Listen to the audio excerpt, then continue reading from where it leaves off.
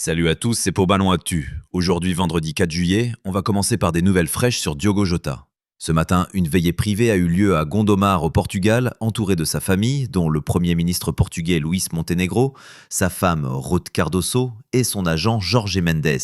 La chapelle a ouvert ses portes aux proches dès 8 heures et ses obsèques auront lieu samedi à 10 heures à l'Igreja Matriz Anfield. Liverpool a reporté la reprise de l'entraînement. Tout retour était prévu aujourd'hui, mais finalement repoussé à lundi, par respect et temps de deuil.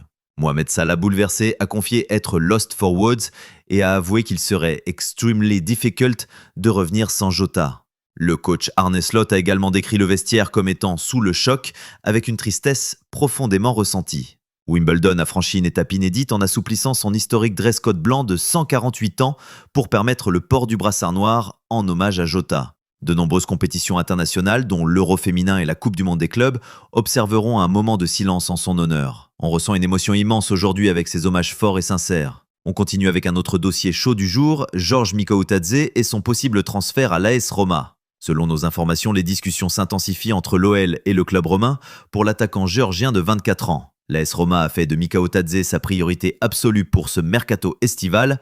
Après une saison remarquable avec l'OL où il a brillé, malgré les difficultés du club, le Géorgien attire les convoitises de plusieurs clubs européens. Mais attention, la concurrence est rude. D'après nos sources, Sunderland, fraîchement promu en Premier League, surveille aussi de très près la situation de l'ancien joueur de Metz. L'OL, qui doit impérativement dégraisser son effectif, évalue le joueur autour de 18 millions d'euros. Ce qui complique le dossier, c'est l'incertitude qui plane encore sur l'avenir de l'OL en Ligue 1. Cette situation pousse plusieurs joueurs cadres, dont Mikautadze, à étudier les offres qui arrivent. Un accord pourrait être trouvé dans les prochains jours. Parlons maintenant des autres mouvements du mercato français qui ont marqué cette journée du 4 juillet.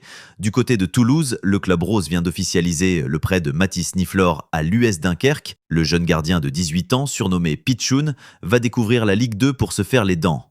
Un prêt sans option d'achat qui permettra au jeune portier de gagner en expérience. Cette opération s'inscrit dans la politique de formation du Toulouse FC qui souhaite donner du temps de jeu à ses jeunes talents. Niflor rejoint ainsi plusieurs autres espoirs français qui font le choix de la Ligue 2 pour progresser. Côté calendrier, rappelons que la période exceptionnelle de mercato du 1er au 10 juin a permis aux clubs participants à la Coupe du monde des clubs de renforcer leurs effectifs.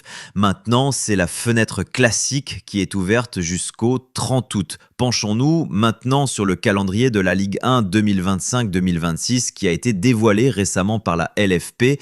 La nouvelle saison débutera le week-end du 16-17 août prochain, toujours avec 18 équipes au programme. Premier point d'attention, le PSG qui a terminé champion la saison dernière aura sa première journée reportée en raison de ses engagements européens. Le classique PSG-OM est programmé pour septembre, ce qui promet déjà de belles tensions dès le début de saison. Plus tard dans la saison, les supporters parisiens pourront découvrir le premier derby de la capitale en janvier. Point important, l'OL figure dans ce calendrier sous réserve en raison des incertitudes actuelles concernant le club. La LFP attend toujours des garanties sur la situation financière et administrative des Gaunes avant de valider définitivement leur participation.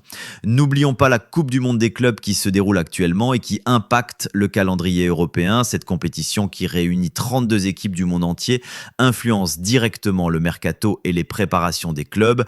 Les clubs européens participants ont pu bénéficier de cette fenêtre de mercato exceptionnelle début juin. Cela explique pourquoi certains mouvements ont été anticipés par rapport aux habitudes. Cette compétition qui se termine le 13 juillet va permettre aux clubs de jauger le niveau de leurs recrues avant la reprise des championnats nationaux. Un laboratoire d'essais grandeur nature pour les entraîneurs.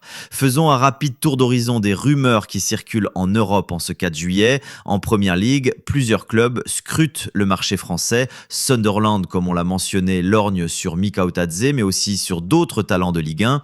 En Serie A, au-delà du dossier Mikautadze-Roma, plusieurs clubs italiens s'intéressent aux joueurs français. La Serie A continue d'attirer nos compatriotes grâce à son style de jeu et ses ambitions européennes. Du côté de l'Espagne, les clubs de Liga restent attentifs aux opportunités, même si le fair play financier limite les folies. Les prochains jours s'annoncent décisifs pour plusieurs dossiers. Avant de nous quitter, voici ce qui vous attend dans les prochains jours. Week-end du 5-6 juillet, continuation de la Coupe du Monde des clubs. Lundi 7 juillet, reprise des négociations pour plusieurs dossiers mercato. Mardi 8 juillet, possible annonce officielle pour Mika Otadze. Voilà qui conclut notre édition de ce vendredi 4 juillet. Le mercato s'accélère et les dossiers se précisent. Merci d'avoir suivi Ballon Actu, votre source d'info foot masculin. N'oubliez pas de liker cette vidéo, de vous abonner et d'activer la cloche pour ne rien rater de l'actualité football.